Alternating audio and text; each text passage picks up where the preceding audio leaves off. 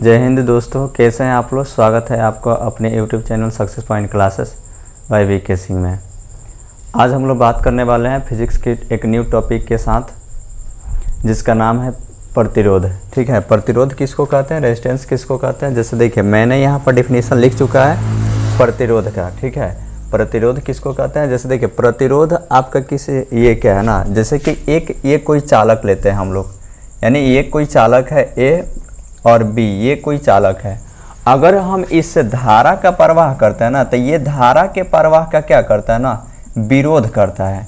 ठीक है, धारा के प्रवाह का ये विरोध करता है ना, यानी कोई भी चालक आप लीजिए, अगर उससे धारा का प्रवाह होता है ना, तो वो कुछ ना कुछ उसका प्रतिरोध होता है, यानी रेजिस्टेंस होता है, यानी ये उसको रोकता है, विरोध करता है, उसको अपने से जाने नहीं देता है।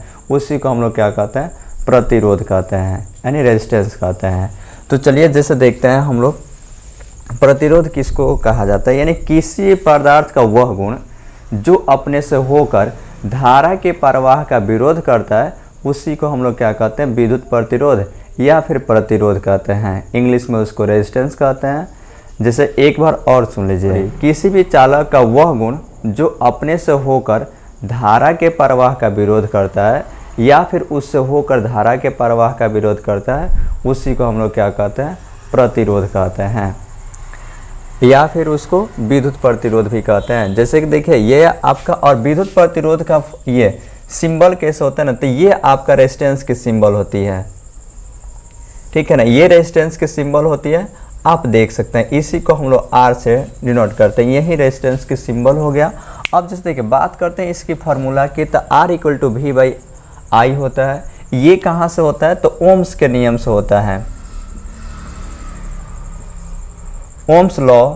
यानी ओम्स लॉ से इक्वल टू हम लोग क्या पढ़े थे ना, V equal to I R पढ़े थे।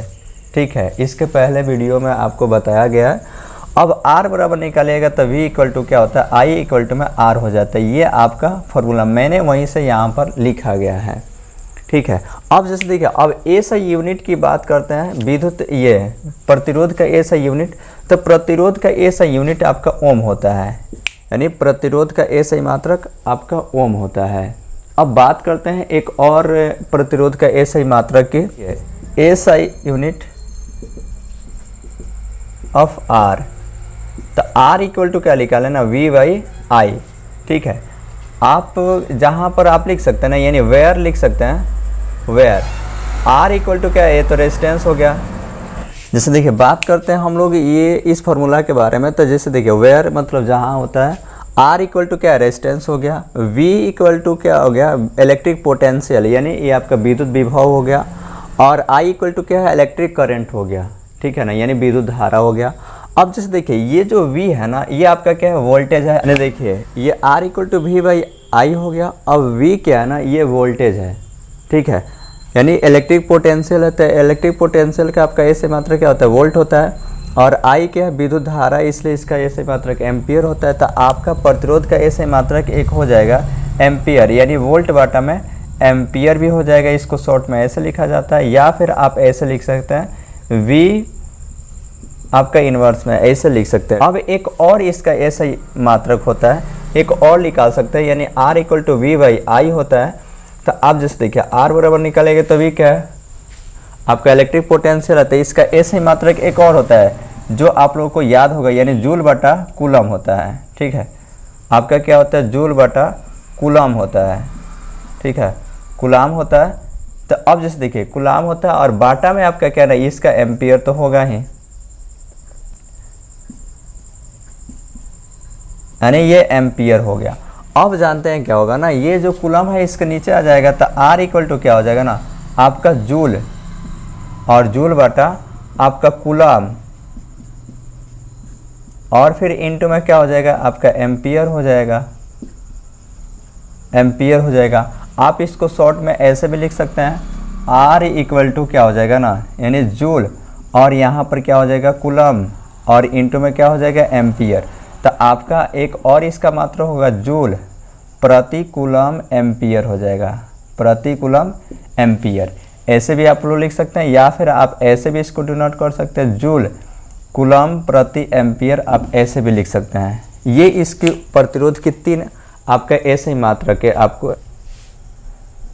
अब बात करते हैं कि प्रतिरोध किस किस बातों पर निर्भर करता है, यानी प्रतिरोध किन किन बातों पर निर्भर करता है। तो आप जैसे देखिए, पहला है आपका चालक तार की लंबाई पर, यानी जितना चालक तार जो होगा ना, यानी तार की लंबाई जितना लंबा होगा उतना ही क्या होगा, आपका प्रतिरोध बढ़ता चला जाएगा। ठीक है, तो ये क्या होता है ना, आपका चालक तार की लंबाई के ये क्या होता है, समानुपाती होता है, यानी प्रतिरोध होता है, यानी आर वैरी क्या होगा ना, एल होगा, यानी एल क्या है, चालक तार की लंबाई होगी।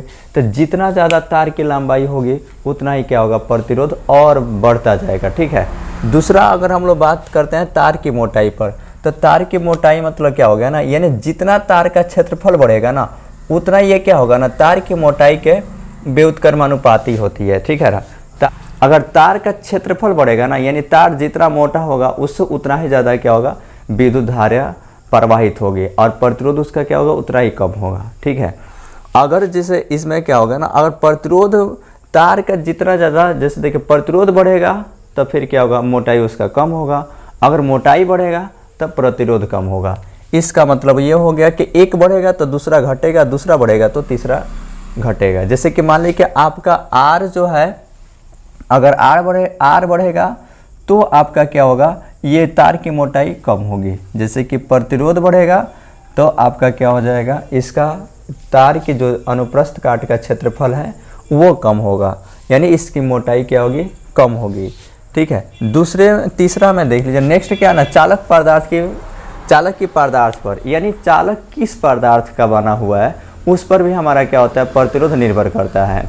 जैसे कि चालक जो है आपका एल्युमिनियम का है, कॉपर का है, कि आपका चांदी का है, ठीक है, कि लोहे का, किस तरह का आपका चालक पदार्थ है उस पर भी ये निर्भर करता है। जैसे कि चांदी का जो होता है प्रतिरोध सबसे कम होता है, इसलिए विद्युत धारा उसमें सबसे फास्ट प्रवाहित होती है। सेकेंड नंबर पर आता है आपका कॉपर, यानी कॉपर जो है, कॉपर का भी प्रतिरोध बहुत कम होता है, जिसके कारण उसमें धारा आसानी से प्रवाहित होती है। इसलिए हम लोग घरों में या फिर वायरिंग में सबसे ज़्यादा हम लोग तार का प्रयोग कॉपर का ही करते हैं, यानी कॉपर तार का ही प्रयोग करते हैं। एल्युमिनियम का थर्ड नंबर पर आता है, ठीक है ना, एल्युमिनियम का भी हम लोग प्रयोग करते हैं। ठीक है, लेकिन एल्युमिनियम का तार जो है कॉपर से थोड़ा सस्ता पड़ता है, इसलिए हम लोग एल्युमिनियम का प्रयोग करते हैं।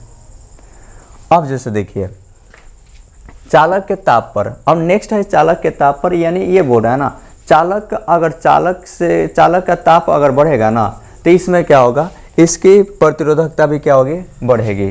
ठीक है, चालक जैसे देखिए, किसी चालक से होता है कि धारा प्रवाहित करने पर वो हीट होने लगती है, गर्म होने लगती है। अब गर्म होने पर क्या होता है ना, उसकी प्रतिरोधकता और बढ़ती जाएगी। और नहीं तो देखते हैं ना कि कभी कभी क्या होता है ना, ट्रिप कर जाता है, टूट जाता है।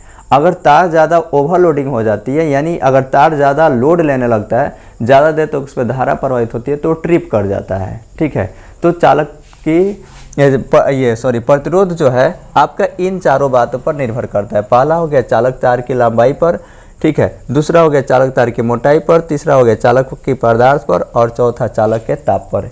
ये सभी